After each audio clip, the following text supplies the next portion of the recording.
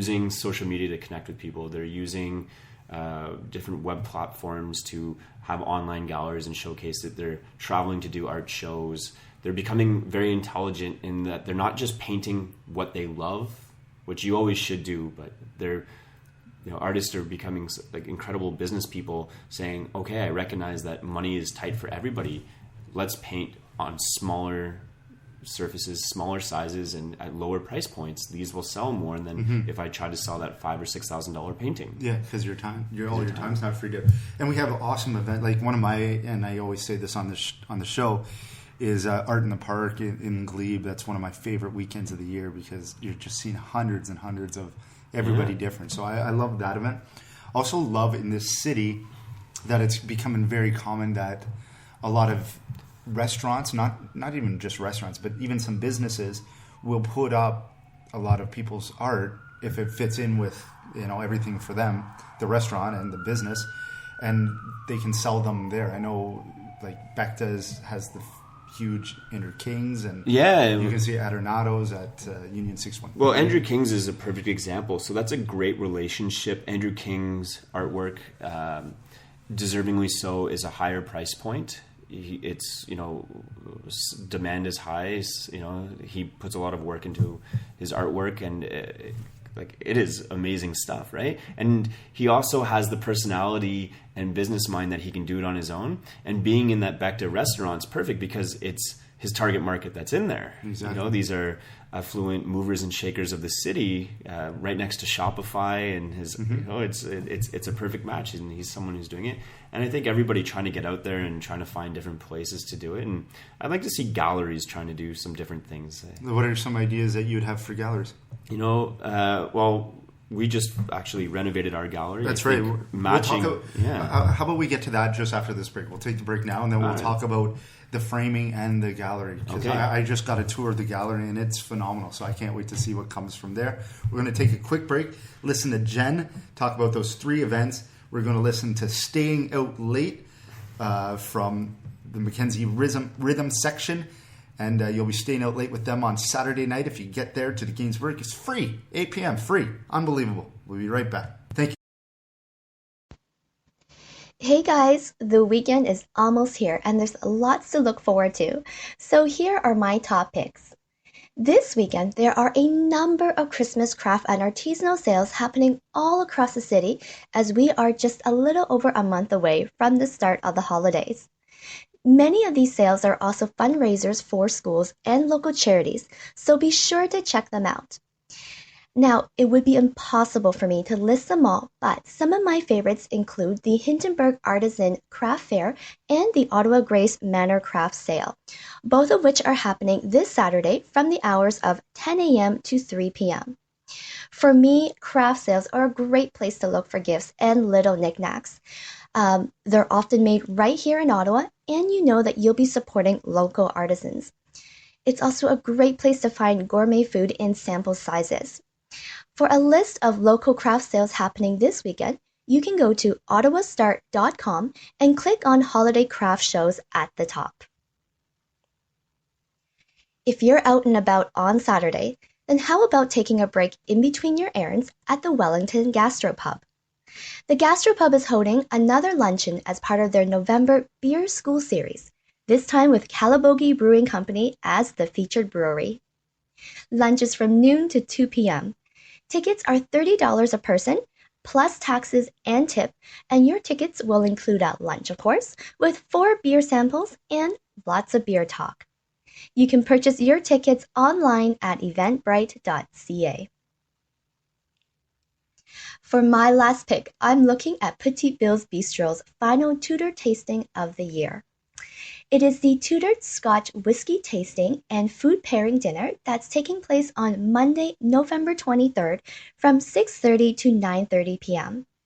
This is a 4-course dinner with each course matched with its own Scotch pairing, and you will receive a welcome cocktail at the start.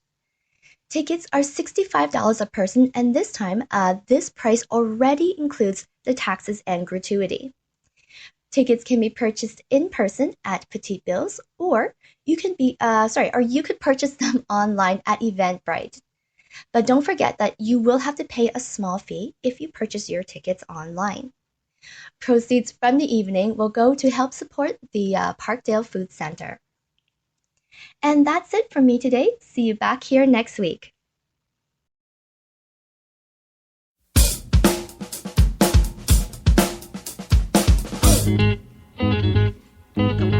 I see you walking on the street like a sidewalk to make me want to know. Would you be loving to come and do some things you do at some places that I know?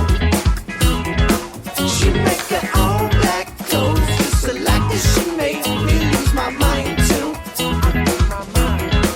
And I've been waiting for the right time, because there's something we can do. She got the cat's eyes, I got the two-step down. Who came for love to the disco, came for trouble to the disco, make it out at the disco. Ow, ow, ow. And then, do you know what I say? Thank you so much, Jen, and thank you so much, Mackenzie Rhythm Section, Staying Out Late from the album Brand New Dances. See them on Saturday. All right, so we're back with Michael Wallack. And so just in the past little while, Wallack Galleries reopened. So I got a nice little tour of that, and the space looks great. So if you'd like to tell us a little more of how you designed it, what made you design it the way it is, and maybe some ideas for what's going to go forward in that gallery. Yeah, so we recently moved our gallery from its old location. We moved one block south on Bank Street. We've been looking to move for years and years and years, but the issue has always been the size of the gallery. And we wanted to stay down on Bank Street to, we don't want to abandon Bank. We don't want to abandon this area. I think it's important that we, remain a cultural presence down here, because there's so many people that live in this area, and, the turnouts are great, and it creates a bit of nightlife vibe. So when we moved this gallery, we wanted it to be different. I think today, with everything we just discussed about the art trends and how artists are doing it on their own, galleries also have to change. And I think galleries need to look at every aspect of the gallery experience. And the art is the main focus point, and you need to make sure that people can focus on that art. And people want to be in cool, hip, high design spaces, and the average person has become just so design oriented. So it was really important to us that we got the gallery space to look and match the type of art that we want to be representing and the type of artists we want to represent. We want to, we've always had this reputation of selling the artists that are at the top of their game. My parents have been driving forces in the fine art market in Ottawa and throughout Canada, actually. We used to, years and years and years ago, the heydays, have lineups to get into our door to see a particular artist. And people would actually, Joe Plaskett, who just died, actually, I think last year, he, so many people wanted his artwork. They would line up for the vernissage, they would run in there, and they would buy as fast as they can, and they would sell out in the first half hour. And, people told me that they would just buy these paintings and just rush them home, and it's incredible. So, I don't know if the art market is ready to have that again. Having this high design gallery with the really high ceilings really helped us put the focus on the artwork and bring the attention back to the artwork. And I'm really excited. It's like, you really have to see it. You walked through it. What did you think when you saw this? Well, I like the exposed brick and the white on behind, and then the paintings right on the white, so you're not really looking elsewhere. You are focused on the art, which is very nice. And it's open space, so if you have events, people can walk around without being and the open space was such a huge part of it, right? So many galleries are in such small spaces, you can't sit back and appreciate the art. Having the high ceiling, the super wide walls, just allows you to have this non-cramped space where you can just you zone everything else out. When you're in a really small gallery where there's 1,000 things happening and the ceiling's really low and the lights are there, your peripherals are distracting you from that. So I'm really excited for it. I think that it's going to be really important for Bank Street as well to remain as a cultural spot on Bank Street. We'll be able to have different events geared towards the artist, but also encouraging people to participate in the arts on here through it. Yeah, no, I totally agree, and I look forward to going to many events there in the future, and some big Ottawa exposés and getting those artists out there, like I know you will. I'd like to talk about Wallack Framing now. That's open at 231 Bank Street as well. Why is custom framing important, and why should people consider the framing aspect, and what are they losing out on if they're just going to IKEA or something like that for their prints? First off, I love IKEA, so if anyone there is listening, I do love you guys, but we do not accept people's IKEA frames for repairs. Okay. We don't do it anymore. Okay. We have a firm policy on that. The number of people coming to us to repair their IKEA frames was unbelievable. I don't know what they're doing to it. Essentially, I think 99% of artwork needs to be framed. I think it creates a good transition between the space you're putting this artwork in and the artwork itself. I think it can really help bring out certain contrasts and tones within the artwork.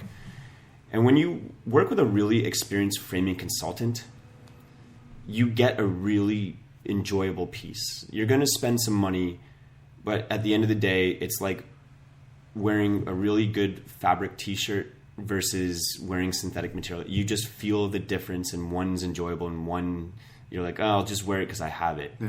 If you go out and you get that really good service and you find that person who's been doing it for years and really knows what they're doing, you will absolutely have no regrets.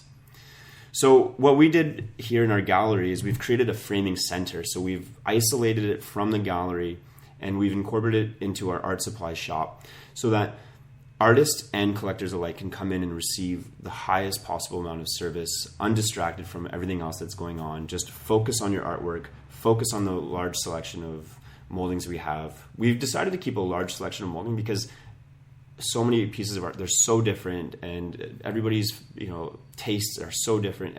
It was important to us that people had this large variety to choose from, and that's where the framing consultant comes into play. I think having too many options is difficult. But when you have someone who knows what they're doing, they narrow down that selection to like 3 or 4 right away. Mm-hmm. So yeah, we do have 300 moldings to choose from, but you're not going to look at all 300. Mm-hmm. They're going to narrow it down for you so fast. Yeah, and you're not just doing that. You're doing so many other things like lamination, dry mount, stretching, conservation, transferring from digital image onto canvas, which is really we're doing transfers. Yeah, what kind of images would people have to come in? Take anything. I just want artists to be the creative ones. Think about what you want. Do you want to do mixed media? Do you want something on canvas? Did you take a really cool picture? Did you do something in an affordable way? How can you blow this up to be really large?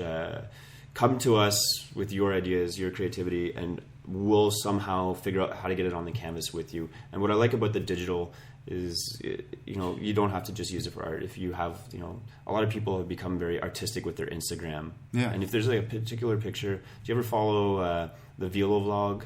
Of course. Right? Everyone follows it. Yeah. Not only is it, fun to look at all these different bicycles and see the who's who riding them, but just whoever's taking these pictures is so talented. Zara, yeah. So like she should be printing these pictures. Like these are really cool pictures that really should be printed and can go up somewhere.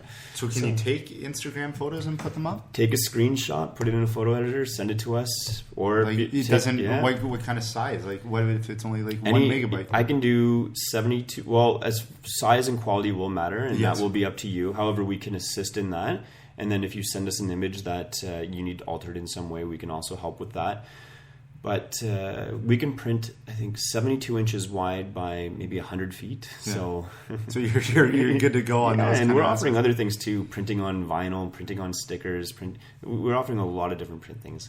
But that's not the real highlight. The highlight that we're doing is we're also bringing in services that Wallack Galleries has always had and has been known for. We're now offering that to our art supply retail customers as well. So that, installations, if you need help doing a hanging or you sold a big piece to a very important customer and you want us to go help hang it, maybe because it's As an really added high value up. ser- Yeah, add value service. yeah, so it might be really high, or you're just having a hard time fitting it in, or they've asked for an expert. We'll do the installation. We're offering crating and shipping. So if you already have a piece that's stretched, you don't want to unstretch it and wrap it up and send it somewhere, we can build a crate for that, which will hold the frame. They're custom built. We